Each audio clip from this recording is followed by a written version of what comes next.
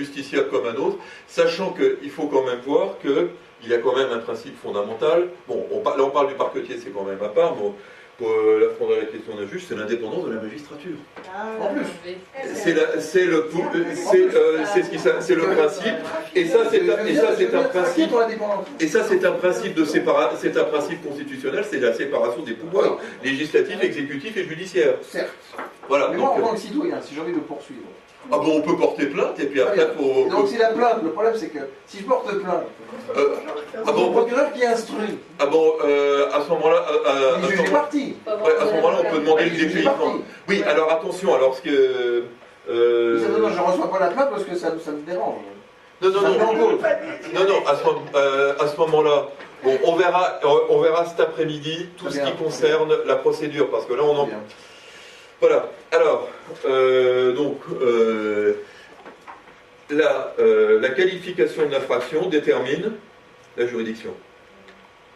Cour d'assises en matière criminelle, tribunal correctionnel en matière délictuelle et tribunal de police en matière contraventionnelle.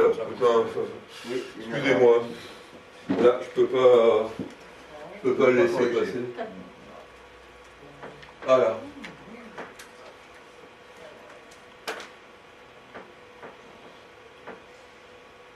Alors.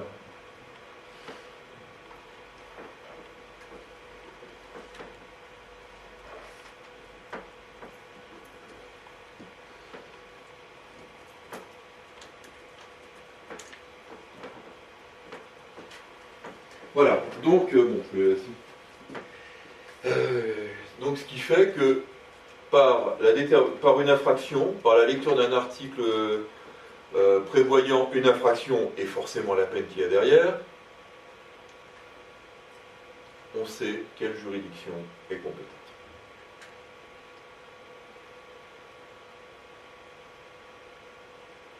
Par exemple,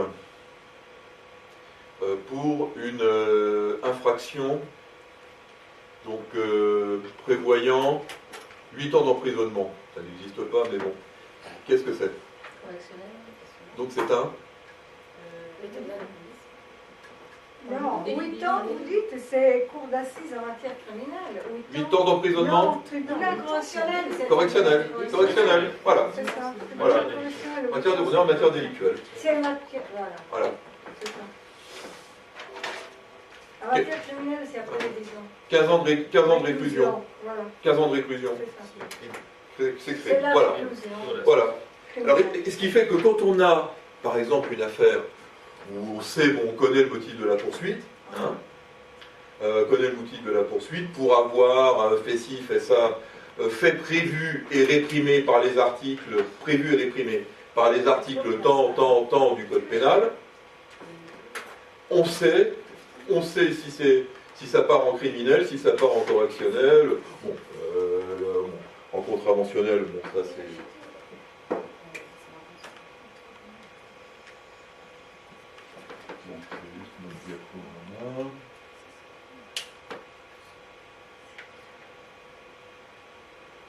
La marque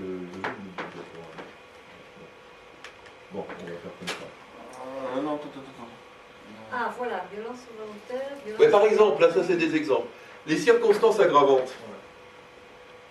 Ça, c'est encore quelque chose de fondamental. C'est en bas à droite. Qu'est-ce qu'il y a en bas? Diaporama. Diaporama. Juste à côté du moins. En bas à droite, juste à côté du moins, il y a un petit truc diapo. Là? Un petit dessin. Non, juste à côté du moins. Du moins. Oui, le moins. Voilà, là. Voilà. Merci. Oh. Oui, non, c'est... Ouais, bon, on va faire comme ça. La circonstance aggravante. On a une infraction, mais qui s'est passée dans des conditions qui rendent cette commission d'infraction encore plus déplaisante. Et ben, il y a... L'injure raciste. Voilà. C'est pas une simple injure. Ah ouais. Voilà. C'est une... Voilà, un viol quand il est commis sur mineur. Voilà, c'est des faits, alors qui entraînent le fait que la peine encourue, peine maximale, elle monte.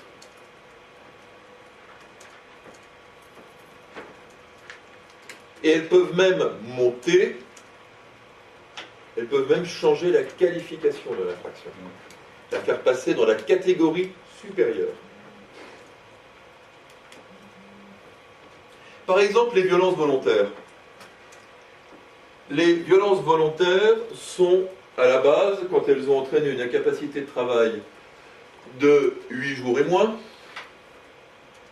de la compétence c'est de la contravention de 5e classe et même de 4e classe pour les violences volontaires n'ayant pas entraîné d'incapacité de travail du tout.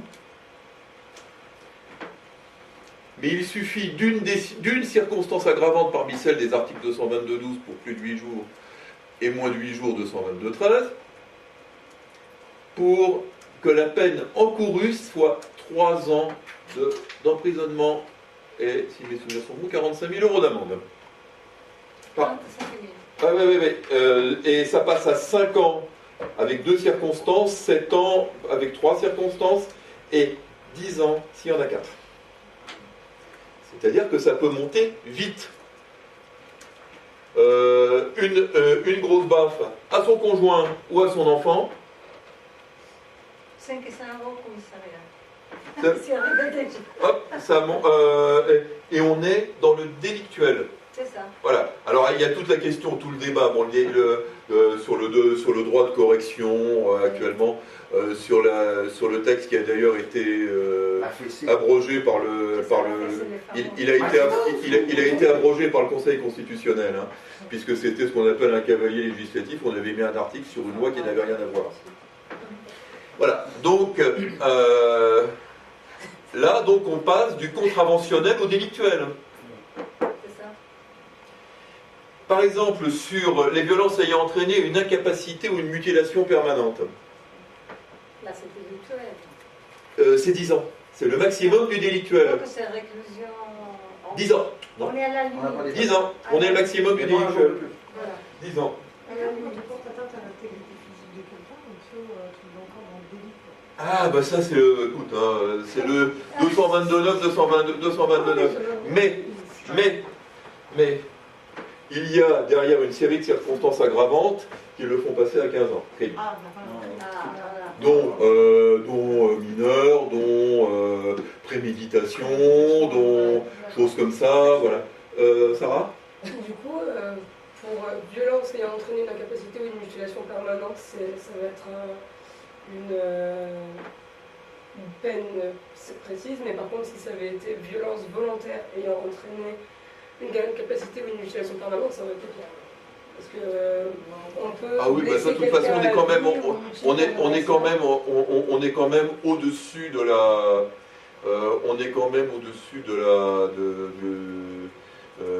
Des violences volontaires de base, même avec des circonstances aggravantes. C'est-à-dire que j'ai eu un cas où ça a été requalifié. C'était une histoire de jalousie familiale et une jeune mariée le jour de son mariage s'est fait projeter de la soude acoustique par sa cousine.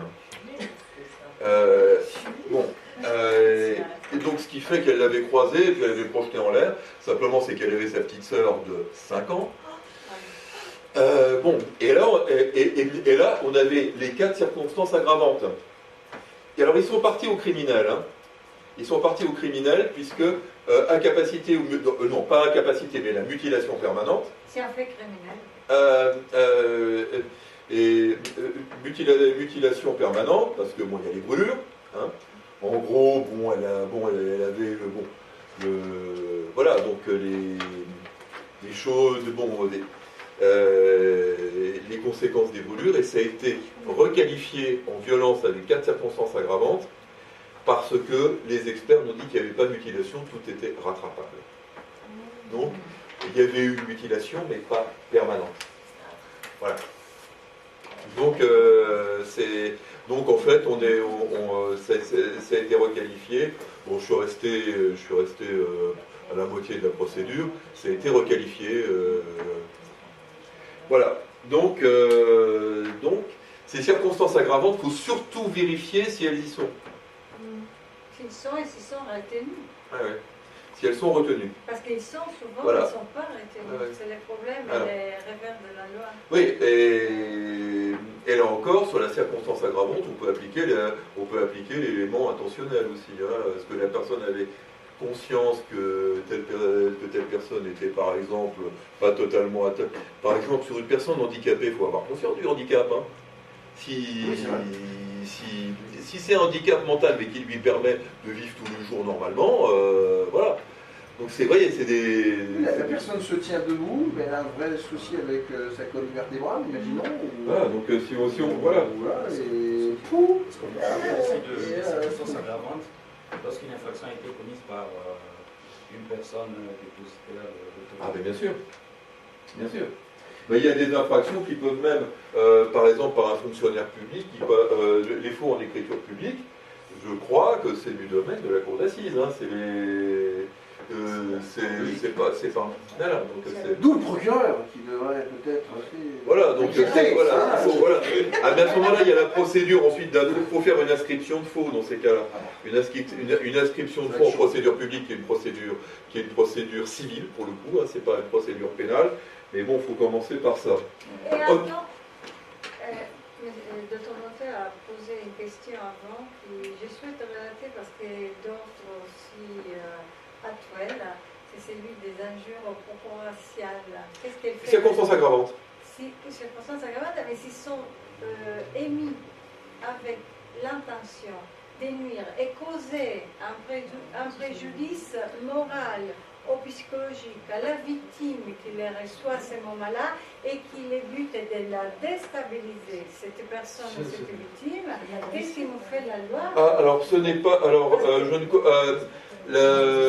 Ça, c'est très court. Ouais, non, alors. Et ça crée... Non, mais alors, en l'occurrence, ce n'est pas un élément constitutif. C'est-à-dire là. Parce que s'il fallait en plus prouver l'intention de nuire pour caractériser l'infraction, là, on est mal.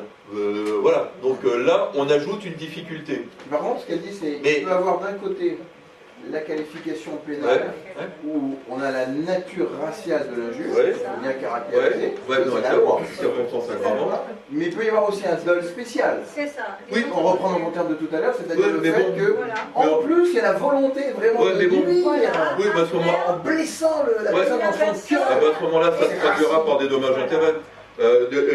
Par les dommages intérêts à la partie civile, Voilà. c'est comme ça que c'est dissuasif. Hein. Pardon, Maître Picard, je termine pour dire que quand un propos racial à l'état actuel vise une personne, ne vise plus qu'une personne, ne vise une entité, une communauté entière, donc ça crée un climat social.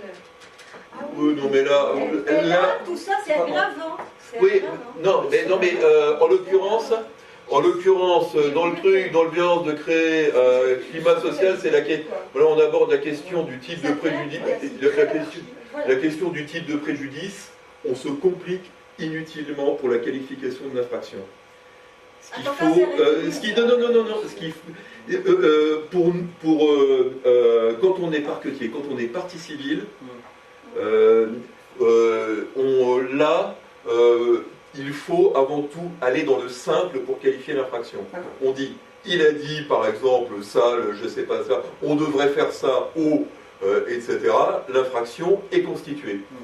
Et pour le reste, c'est-à-dire pour l'intention, pour les choses comme ça, et tout ça, c'est toute la partie préjudice subi par la partie civile, et auquel cas, là, il faudra douiller au niveau des dommages-intérêts. Voilà. C'est là-dessus que ça se passe. Alors, la tentative. La tentative, parce que c'est... Voilà.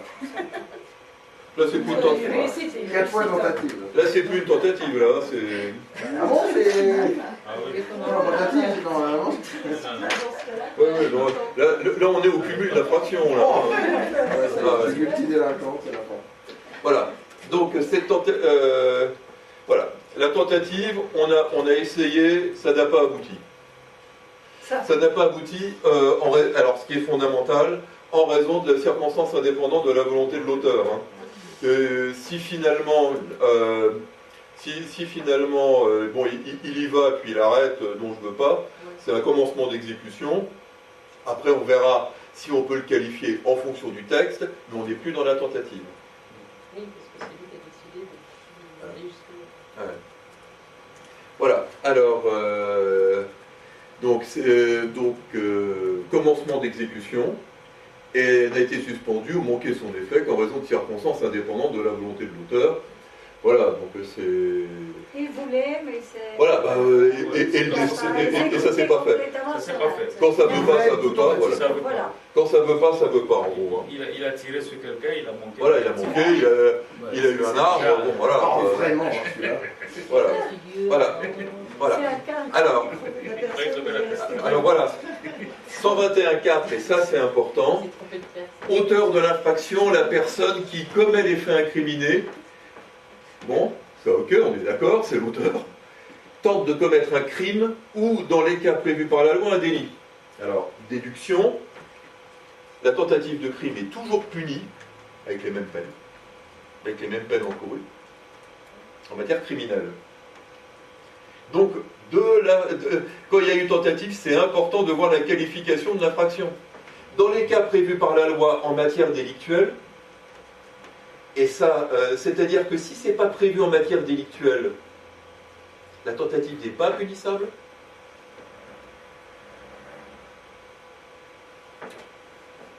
Il n'y a pas de tentative de violence, par exemple. Si on balance le point, on rate, il n'y a pas de tentative de violence. Bon, souvent les tentatives de violence et les violences, c'est un peu pareil. Hein. En fait, donc c'est comme vous allez déposer plainte et dire j'étais agressé, mais vous avez des effusions de sang, vous n'avez pas des traces. Alors c'est injure, c'est plus agressif. Voilà, c'est d'autres, il faut trouver d'autres qualifications. Voilà. Et en matière contraventionnelle, il n'y a pas de tentative. Or, il arrive parfois que le législateur oublie, c'est arrivé, d'incriminer la tentative. Ah bon? Ouais. Et dans ce cas-là, tu fais... voilà. Dans ce cas-là, rien. À un moment donné, il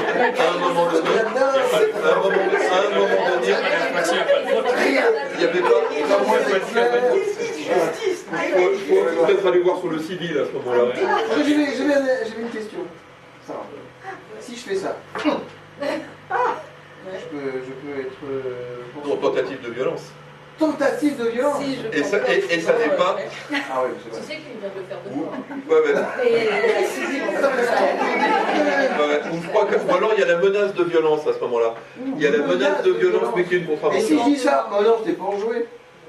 On dit à titre pédagogique. Voilà, l'intention. Voilà. On va falloir prouver. Ah, c'est la preuve. Voilà. Alors, donc, il y a eu... J'avais... Voilà. C'est pour ça que je trouvais la question d'Élodie intéressante. Le déni de justice, tu peux pas l'invoquer dans ce cas-là? Déni de justice parce qu'il n'y a pas d'infraction prévue? Non, parce que le législateur l'a oublié sur la tentative, il m'a fait Non.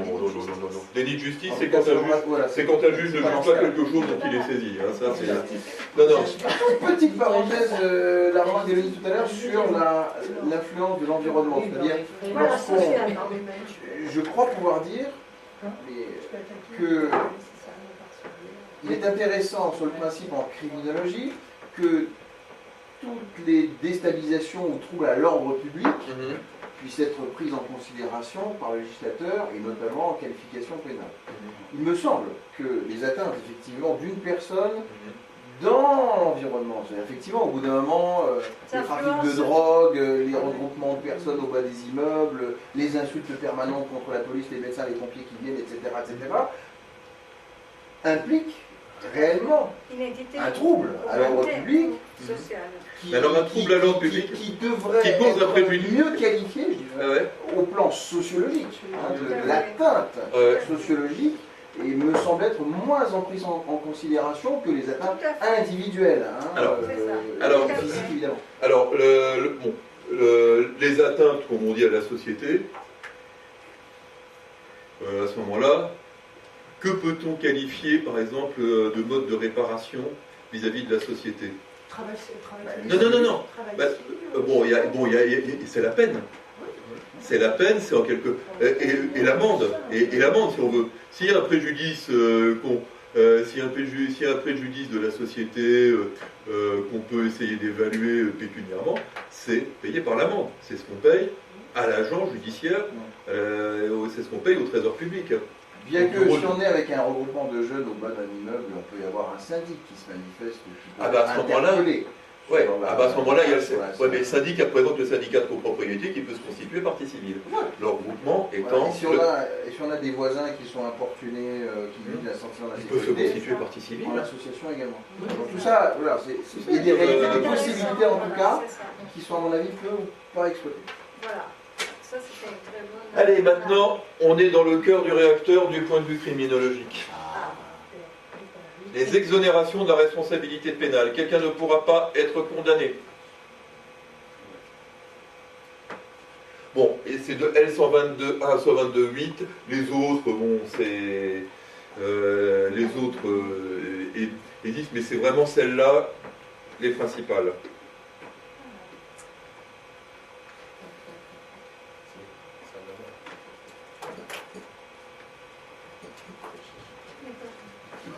Voilà.